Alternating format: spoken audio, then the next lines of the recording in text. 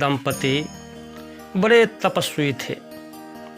इतना तपस्या किया, एक दिन भगवान प्रसन्न हो गए। जब भगवान प्रसन्न हो गए तो कहा, बेटा अरे कुछ मांग लो हमसे। तो तपस्वी ने सोचा क्या मांगूं, तो कुछ मांग लो। सोचते सोचते तपस्वी कहा, धन मांग लूं तो पूरा जीवन बैठकर खाऊंगा, और पूरे जगत में मेरा नाम होगा। अमुक आदमी बड़े धनवान है। सदगुरु कबीर साहिब जी कहे, कंचन मेरू अर्पहि अर्पे कनक भंडार, कहे कबीर गुरु बेमुखी कबहुन पावे पार।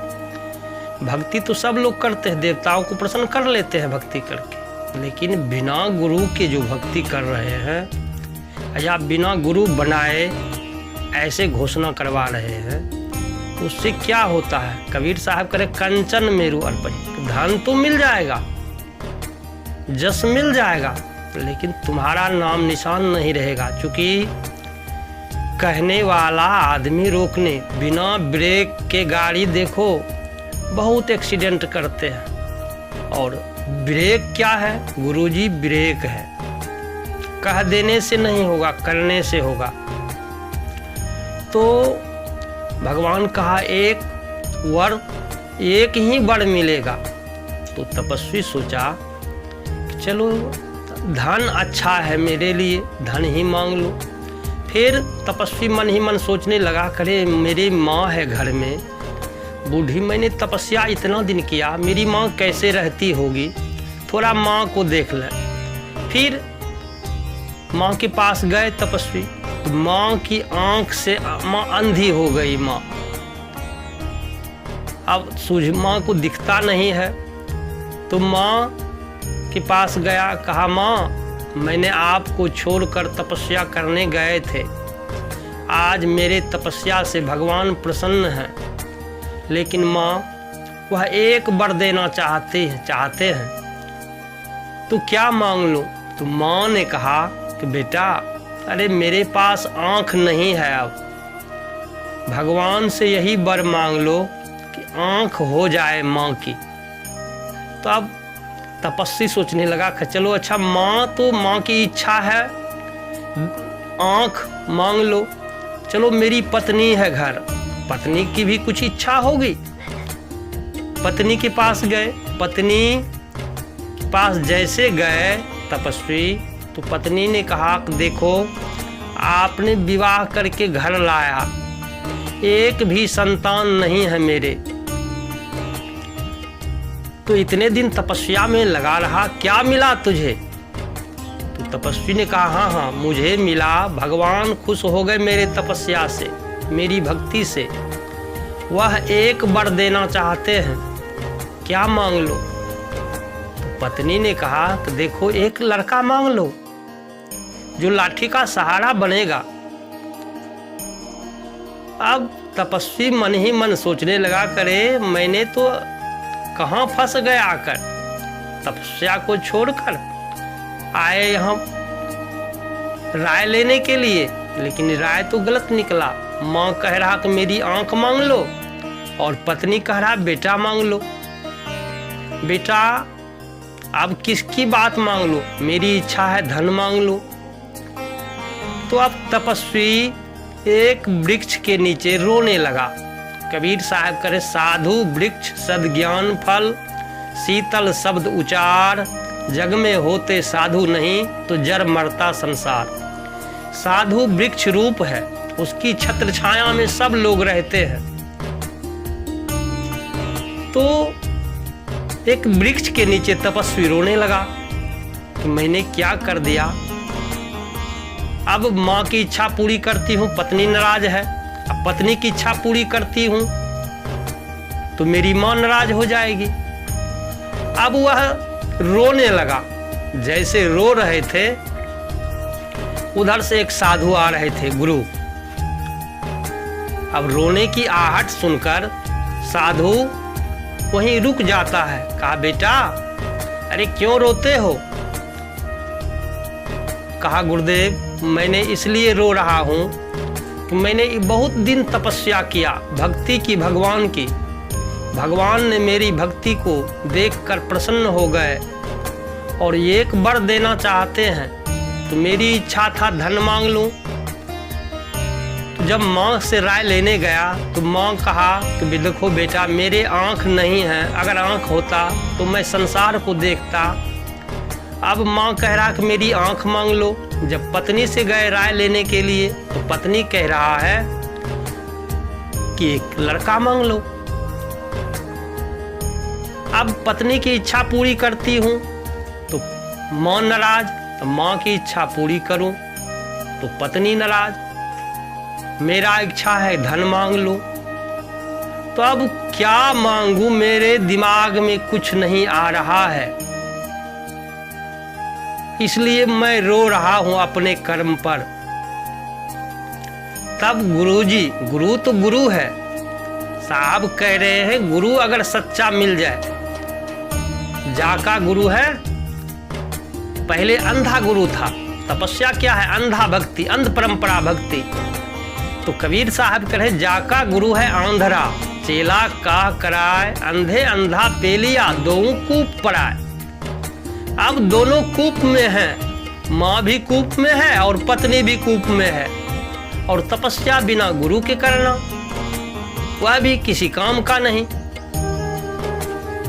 तो गुरुदेव ने कहा कि देखो बेटा, रोना बंद करो, देखो मेरी बात को मानो। कहा हाँ गुरुदेव कहिए। कहा देखो एक ही तो वर मिलेगा तुझे। कहा जी जी एक ही वर मिलेगा। कहा एक वर, देखो साधु वृक्ष है, उसकी छत्र छाया में सब लोग रहते हैं, और मेरी बात को अगर मानोगे तो तुम्हारी तीनों इच्छा पूरी हो जाएगी। अब वो तपस्वी खुश हो गए। कहा गुरुदेव अब कहने में देर मत कीजिए। कहा देखो तुम ऐसे कहना भगवान से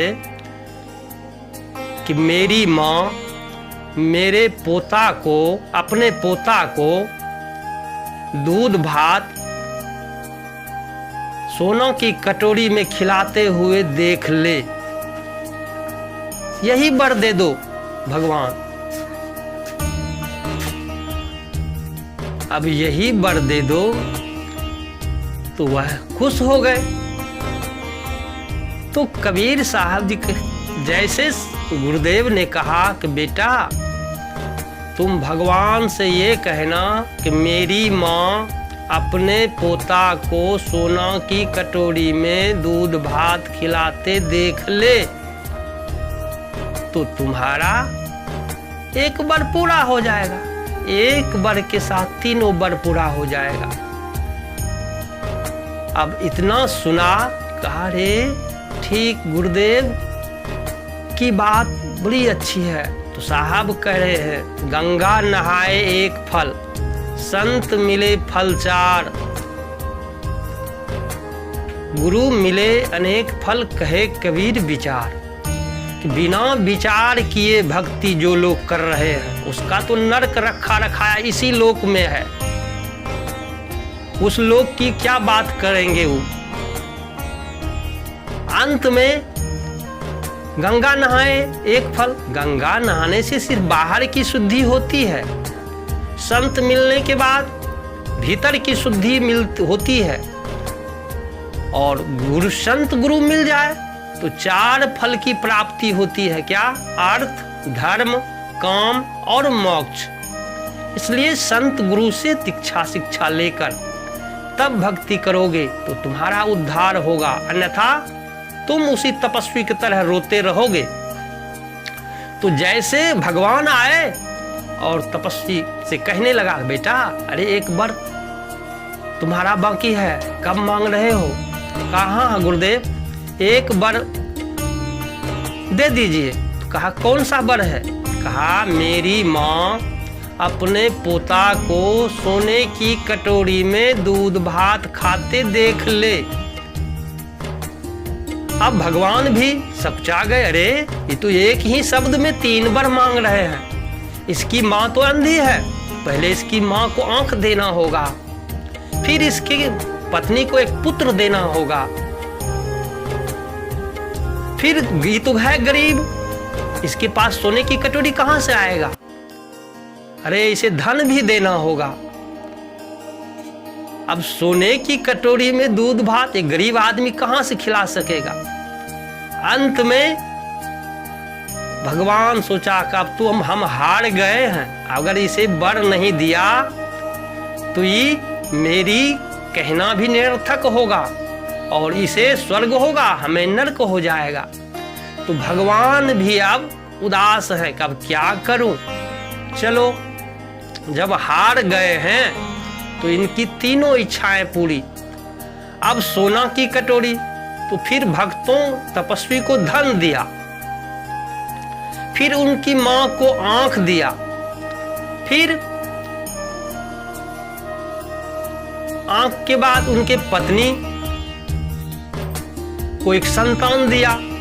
तो कहने का मतलब है कि तपस्या करो, जो कुछ करो। कबीर साहब कह रहे, जह जह डोलों सो परिक्रमा, जो कुछ करो सो पूजा, जब सोबो तब करो दंडवत, भाव मिटाओ दूजा।